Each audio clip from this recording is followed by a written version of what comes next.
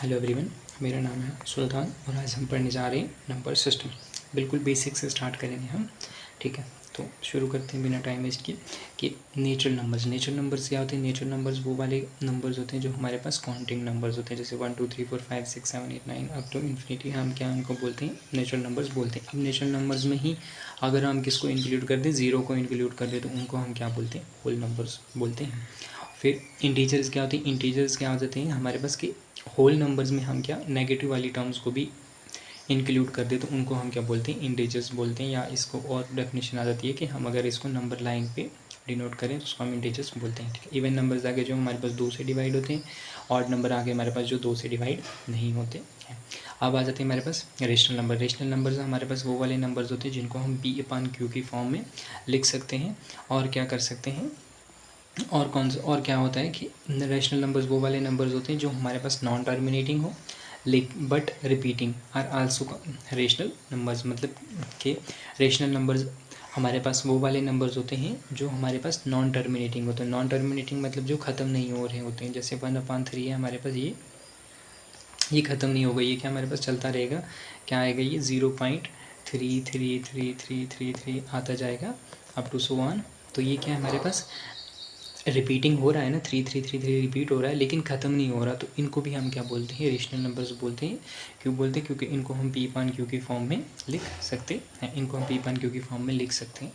ठीक है, अब आ जाते हैं हम हमारे पास किस पे, इरेशनल नंबर्स पे। इरेशनल नंबर्स कौन से वाले नंबर होते हैं, irrational numbers are those numbers जिनकी हम एग्जैक्ट वैल्यू नहीं डिटरमाइन कर सकते हैं।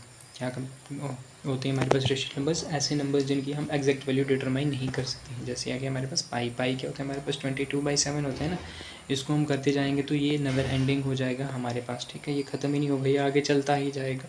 ठीक है, वही आगे कि non terminating and non repeating decimals are integers. मतलब कि ये हमारे पास इसको हम करते जाएंगे, ये क्या आ जाएगा 3.14111 अब 15169। ये क्या हमारे पास ख़त्म नहीं होगा, रिपीट नहीं हो रही वैल्यूज़, रिपीट नहीं हो रही ना वैल्यूज़। ये देखो 59265335 रिपीट नहीं हो रही। यही बता रहा है कि non terminating and non repeating decimals are integers. और हम इरेशनल नंबर्स को P/Q की फॉर्म में नहीं लिख सकते।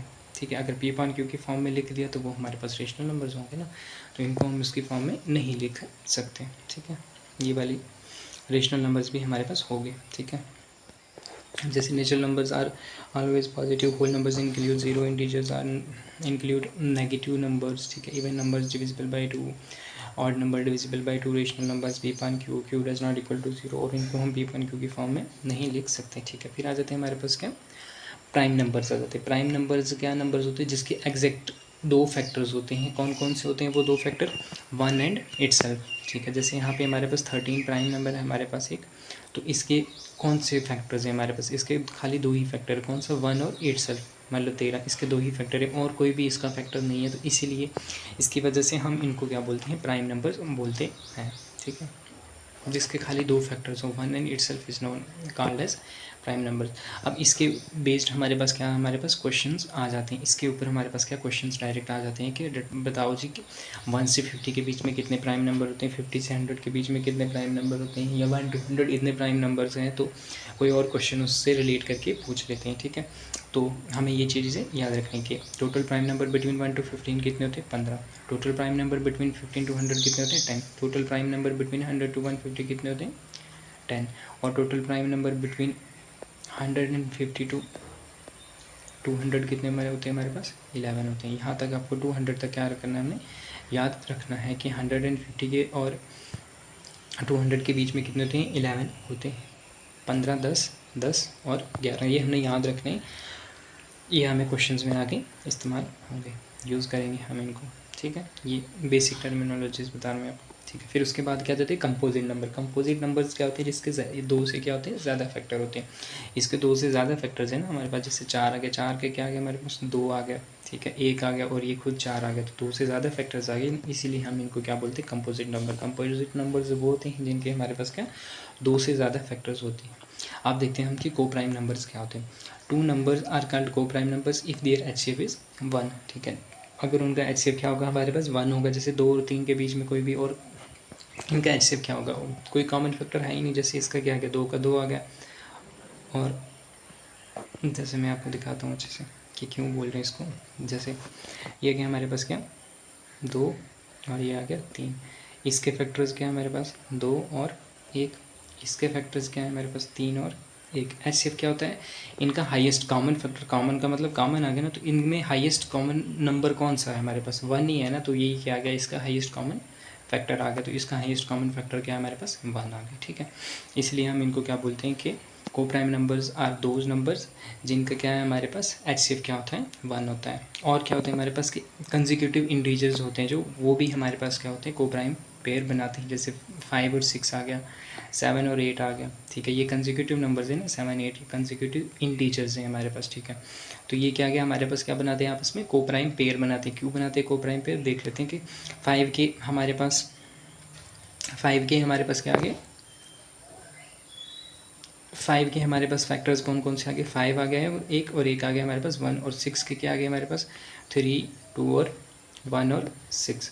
तो इनका हाईएस्ट कॉमन फैक्टर क्या है हमारे पास 1 ही है ना, तो इसलिए इनको भी हम क्या बोलते हैं को प्राइम पेयर्स बोलते हैं। जैसे कि एक और एग्जांपल लेके बता देते हैं कि इंटीजर्स, कंसेक्यूटिव इंटीजर्स आपस में क्या होते हैं हमारे पास को प्राइम नंबर्स होते हैं।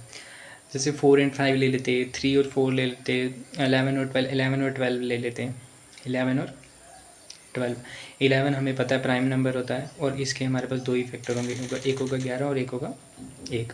इसके क्या होगा, एक होगा 12 होगा, एक 6 होगा, एक 2 होगा, एक 3 होगा और एक 4 होगा। तो इसमें हाईएस्ट कॉमन फैक्टर कौन सा है इन दोनों में, 1 और 1, तो इसलिए ये भी आपस में क्या आएंगे को प्राइम पेयर आएंगे। ठीक है, मुझे लगता है आपको ये समझ आ गई कि इंटीजर्स भी हमारे पास के कंसेक्यूटिव इंटीजर्स भी हमारे पास क्या होते हैं को प्राइम नंबर होते हैं, और हमारे पास को प्राइम पेयर्स भी, प्राइम नंबर्स का पेयर्स भी हमारे पास क्या होता है, जैसे 7 और 11 आ गया। ठीक है, 3 और 5 आ गया, ये भी आपस में क्या हमारे पास को प्राइम नंबर्स हैं, इनको भी हम क्या बोलते हैं को प्राइम नंबर बोलते हैं। तो ये हमने बेसिक टर्म्स हमने आज सीखी। 10 के प्राइम नंबर्स क्या होते हैं, कंपोजिट नंबर्स क्या होते हैं, को प्राइम पेयर्स क्या होते हैं, natural numbers, irrational number, integers वगैरह, ये वाली टर्म्स हमने सीखी। अब इसके अब हम कुछ बेसिक क्वेश्चंस करेंगे किसके ऊपर, नंबर सिस्टम के ऊपर।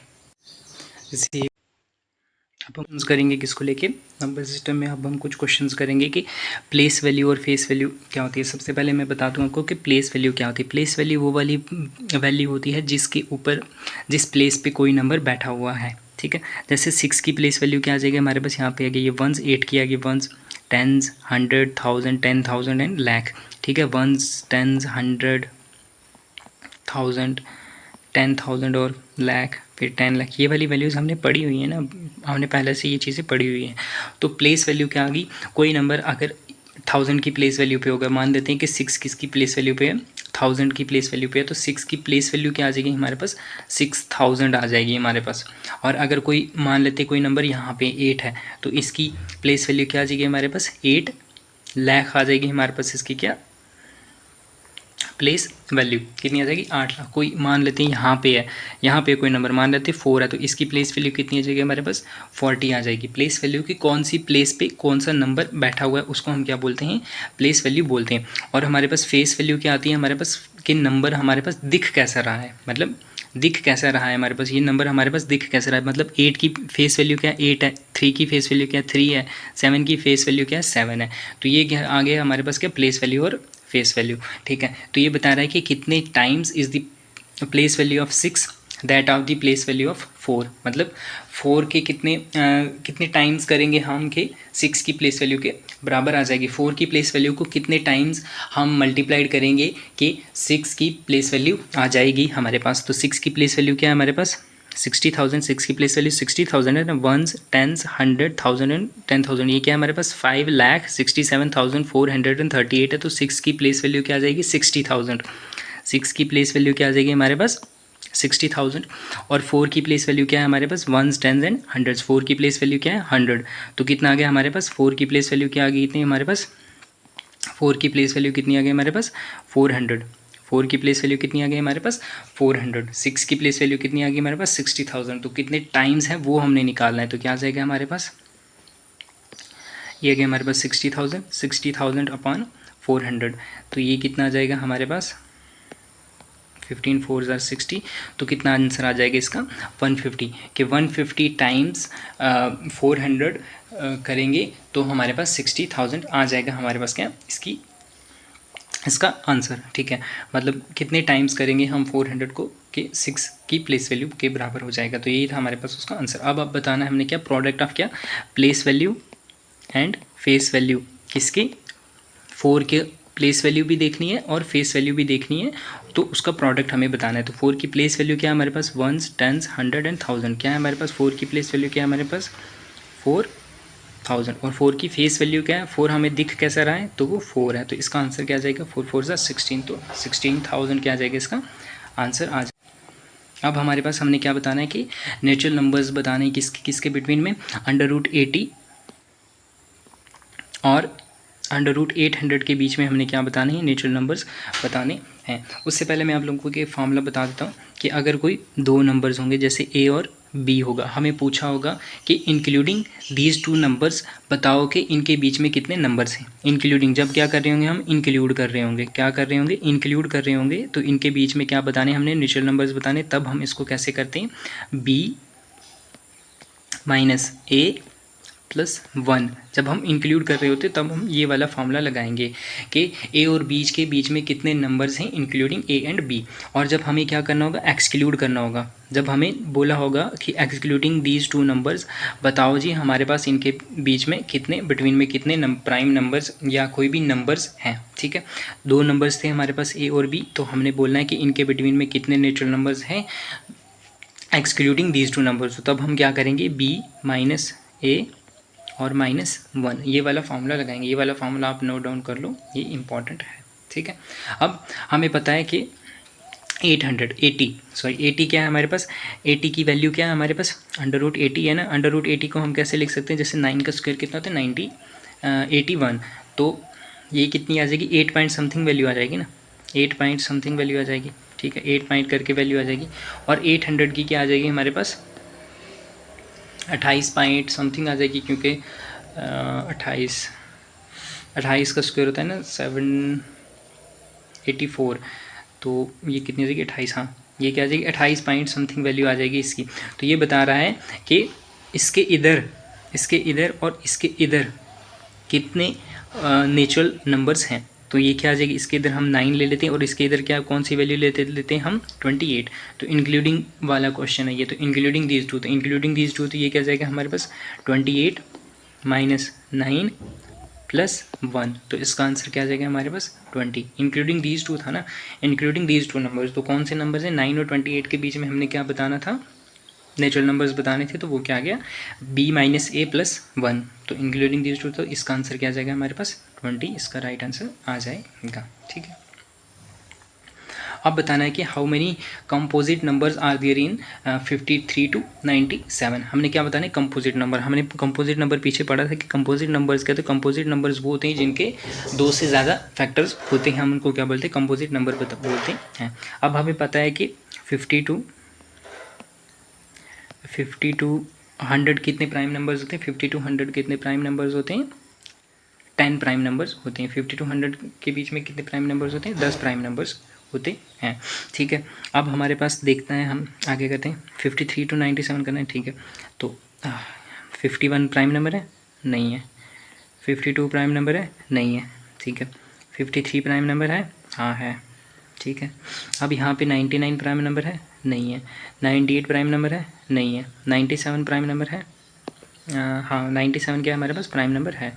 तो मतलब क्या आ गया, यहाँ से यहाँ के बीच में कितने आगे, 10 हमने क्या बता दिए, इसके और इसके बीच में अब कितने आगे, 10 प्राइम नंबर्स आ गए, 10 प्राइम नंबर्स आ गए ना।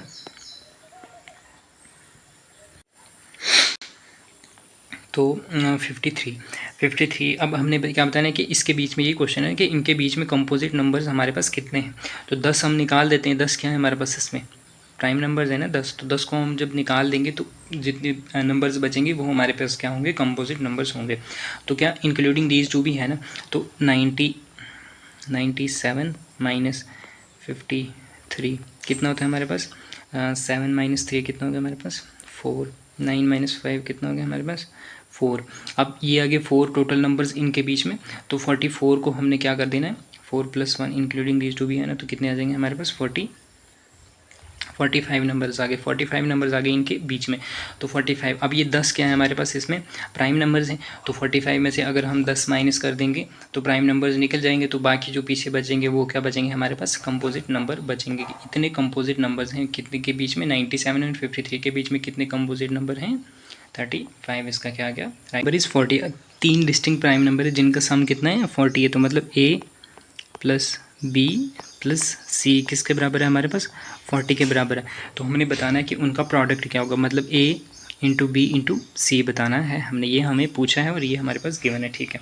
तो 3 डिस्टिंक्ट प्राइम नंबर्स हैं, तो 3 डिस्टिंक्ट प्राइम नंबर है, तो एक प्राइम नंबर ले लेते हैं हम, क्या 2 ले लेते हैं, ठीक है।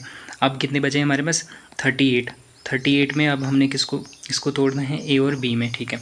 37 क्या हमारे पास प्राइम नंबर है, 37 और 1 है नहीं, तो नहीं, मतलब 35 नहीं, 33 नहीं, 31 क्या है हमारे पास प्राइम नंबर है, हाँ है। 31 और 7 कितना होता है हमारे पास, 31 और 7 कितना होता है हमारे पास 38, 7 प्राइम नंबर है, हाँ है, ठीक है। और 2 प्राइम नंबर है, अब इनका सम करेंगे, 31 और 7 कितना हो गया 30, 32, 40, मतलब ठीक है, हाँ। अब हमने इनका क्या करना है, प्रोडक्ट निकालना है, तो मतलब 31 × 7 × 2, तो ये आ जाएगा हमारे पास क्या इसका आंसर। तो 31 × 14, 14 एकम कितना आ गया हमारे पास, 14, 4 कैरी 1, ठीक है। 14 एकम 14, 4 कैरी 1, 14 थी 42 और 1 कितना आ गया 43, तो 434 क्या आ जाएगा इसका हमारे पास राइट आंसर आ जाएगा, ठीक है। ये थे हमारे पास कुछ क्वेश्चंस किसको लेके, प्राइम नंबर्स में कुछ क्वेश्चन किए हमने हमारे पास कि कितने नंबर किसके बीच में है, और कंपोजिट नंबर्स के ऊपर बेसिस हमने कुछ क्वेश्चन किए, तो ये हमने क्वेश्चंस किए। आगे हम पढ़ेंगे यूनिट डिजिट के ऊपर कुछ क्वेश्चंस करेंगे हम, हमारे पास डिवाइजर डिवीजन के ऊपर करेंगे, सक्सेसिव डिवीजन के ऊपर करेंगे, तो डिविजिबिलिटी रूल्स भी आगे हम देखेंगे, उनके ऊपर भी क्वेश्चंस करेंगे, हर एक टाइप के ऊपर, हर एक प्रैक्टिस सेट्स में लाऊंगा आप लोगों के लिए, तो बने रहें मेरे साथ। तो थैंक यू।